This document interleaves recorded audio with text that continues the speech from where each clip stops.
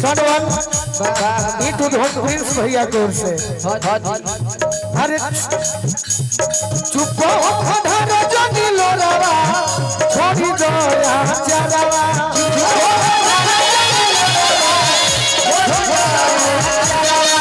वो जनिया रावा आई वो जनिया रावा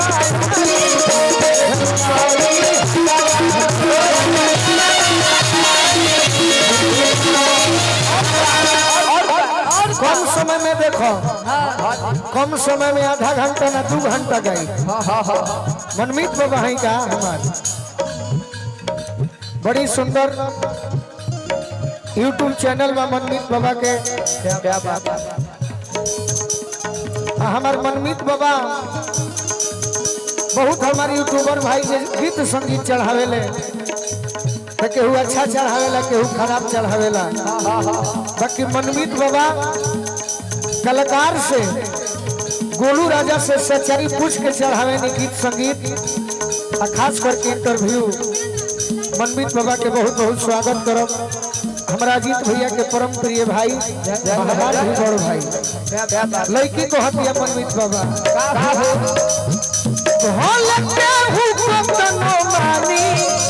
दुनिया के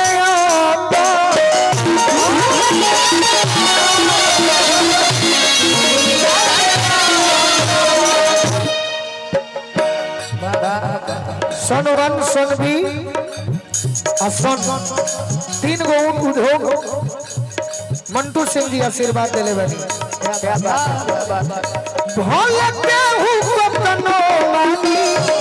दुनिया के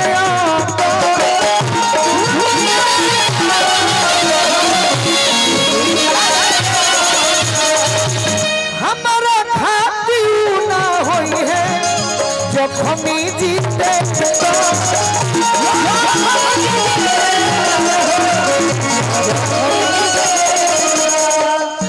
हमारा खाती ना होई है जब हम जीते।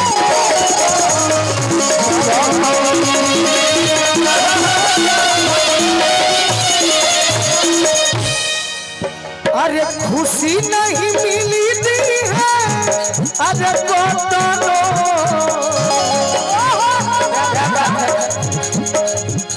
गोलू राजा प्यारा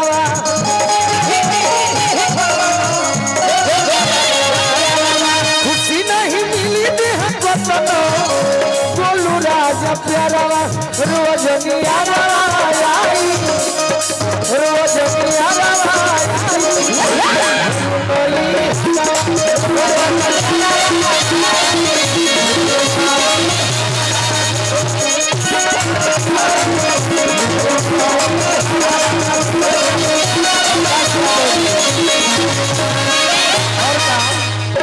भाई हमारा प्रकाश यादव जी की ओर से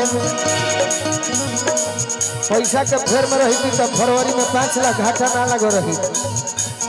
खेसारी लाल जी उस कलाकार कहले कि इनका से बढ़िया प्रोग्राम स्टेज पर ज्यादा प्रोग्राम केहू ना करे। बाकी मजबूरी केहू जाने ला 30 दिन में 25 गो प्रोग्राम खाली दोस्ती यारी में घूमता जही अपने आप में आ जाए तो लोग कही कि बड़ बने लगल।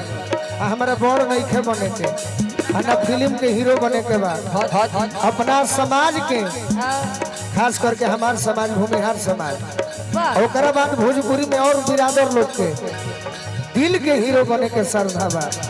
फिल्म में हीरो बने के का करो 3 घंटा में उड़ा जाए फिल्म और दिल के हीरो बनो मरियो जाए तो लोग याद रखे।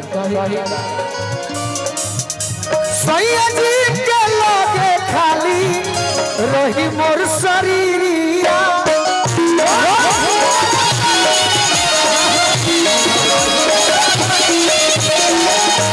दिलवा तो छोड़ के जाई हाथों रखे में दिक्कत बा यूट्यूब वाला जूम करके खींच के बदनाम कर दी।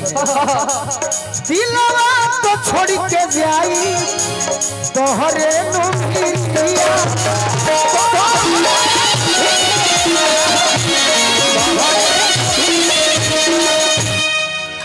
अरे जुदा हो के याद में छोड़ी के